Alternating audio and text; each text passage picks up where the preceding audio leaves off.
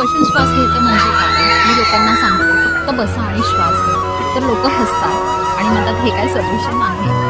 पण जरा थांबा. जेव्हा तुम्ही स्ट्रेसमध्ये असता तेव्हा तुमची बॉडी टाईट, पोटात दुखू लागतं, शोल्डर टाईट होतं, शोल्डरमध्ये पेन होतं. तर हे सगळं कशामुळे? तर तुम्ही स्ट्रेसमध्ये असता आणि तुम्हाला माहितीही नसतं की तुम्ही स्ट्रेसमध्ये आहात. बसून श्वास घ्यायचा म्हणजे काय? तर ब्रीद इन करा, 4 सेकंड थांबा आणि हळूहळू तो श्वास सोडा. त्याच ह्याच्या पलीकडे तुम्हाला काही करायचं नाही.